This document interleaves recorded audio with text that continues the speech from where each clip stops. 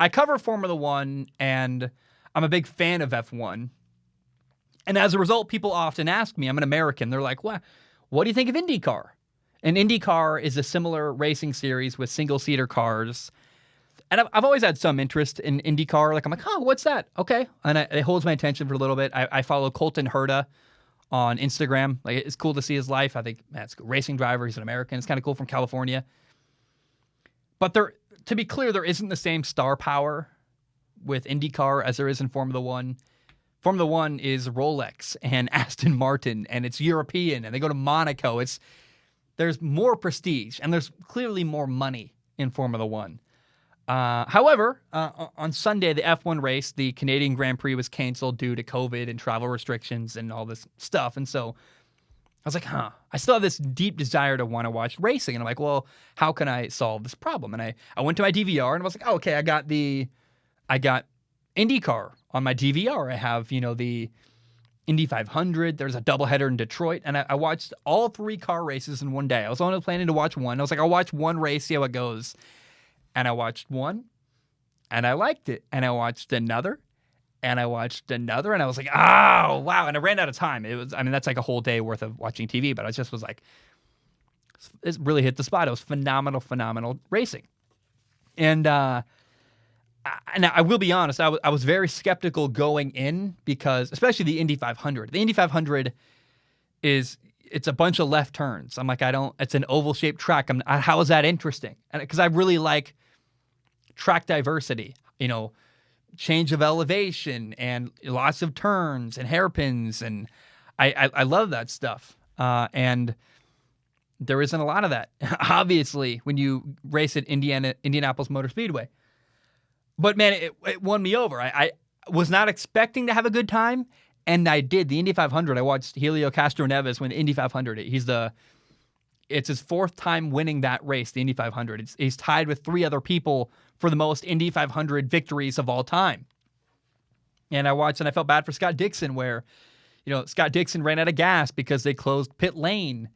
And, somebody crashed in pit lane, so he couldn't get a pit stop when he needed to, ran out of gas, and therefore was down a lap, and was the favorite to win and didn't win. And the Indy 500 is just back and forth, like lead changes and passing, and the final 25 laps were phenomenal. It was really, really good TV. And again, I prefer a more diverse track. But when you have 4 guys in the mix, you had Palau, Castroneves, Pato Award, Pagenaud, is the D silent? I don't know. My gut says Pagenaud. They say it so quickly on TV, I go, Pagenaud? I don't know. Kind of rhymes too. But it's a shame to me that when you watch, IndyCar should be more popular. It really, and I don't know if it's because motorsport isn't more popular in America. I don't know, but it's a good product. IndyCar, it's a well-run organization. That's a good product. I really like it. By the way, it was wild. The Indy 500 had 1,000. Sorry, I guess let me say this again. 135,000. That's 135,000, 135K people in attendance. That's the biggest, get together, the largest gathering since COVID hit the world in 2020. That's like, what? 135,000 people at that track. And it looks, I actually, the Indy 500 might now be a bucket list. Something I never knew I cared about is probably now on my bucket list. I'm going to have to go to Indiana someday and watch a race, because it looks unbelievable to be in that crowd.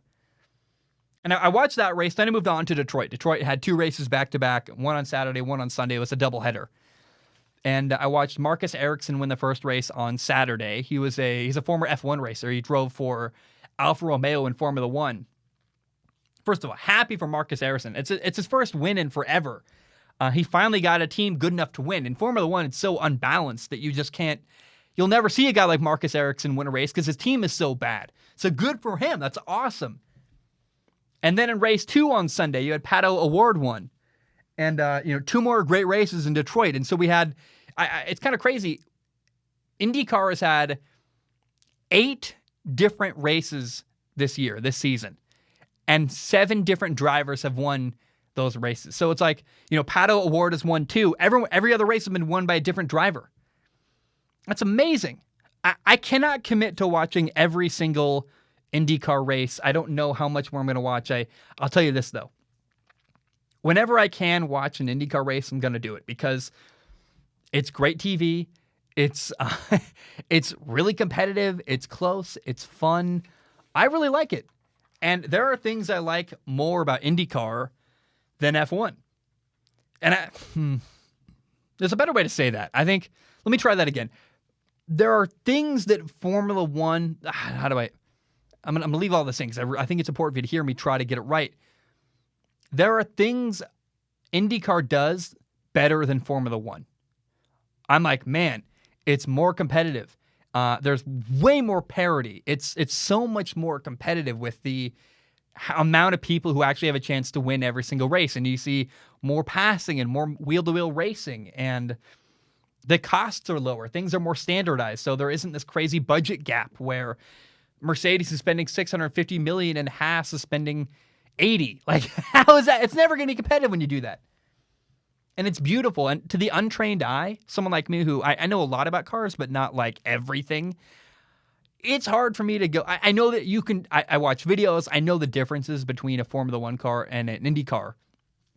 But my fiance, she doesn't know. She watches IndyCar and goes, that's good enough. Like, she can't tell the difference between an Indy car and a Formula One car. So to the untrained eye, it's still exciting. I think Indy cars actually go faster because of certain specifications. So I hope that Formula One becomes more like IndyCar, actually. It's my favorite series. I like the stars. I like the people. I like the teams. I like Europe. I like that it's global. But when F1 adds the budget cap, I go, maybe they can be what IndyCar is, which is really competitive and really interesting. And there's teams that a lot of people have opportunities. Like to have a race where at the end of it, 4 people are in the mix to win. I can't remember the last time that happened in Formula One. I can't. I can't, but that happens in IndyCar, and I'm like, wow. I watched 3 races, and I'm like, every time it's competitive, it's interesting, it's close. And now there is one thing Formula One does better that I'm going to have a hard time getting past. It's pit stops. Pit stops in IndyCar. F1 has more money, more glamour, more star power, sure, more Instagram followers, that kind of stuff. But for me, what sells me Formula One over IndyCar is the pit stop, where F1 has a 20-person pit crew. Pit stops are literally 2 seconds. I saw Red Bull had a 1.9-second pit stop last week in Azerbaijan.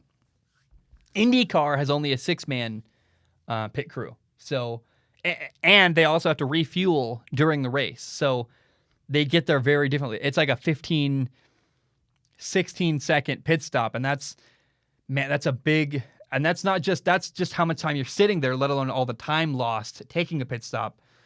It's clunky.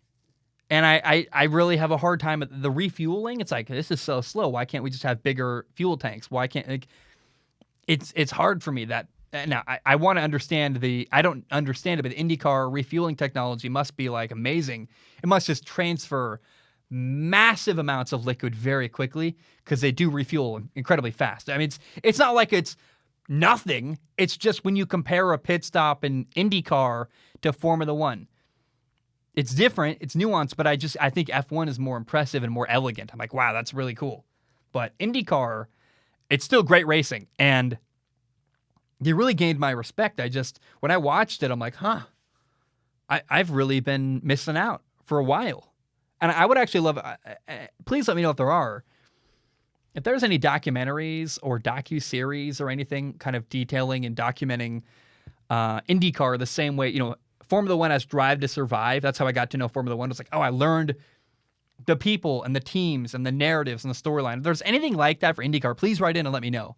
Because that sounds like incredibly fun to watch and to learn and listen to what's happening in IndyCar and learn about that sport. Because IndyCar, after 3 races watching, I'm very impressed and they have my attention.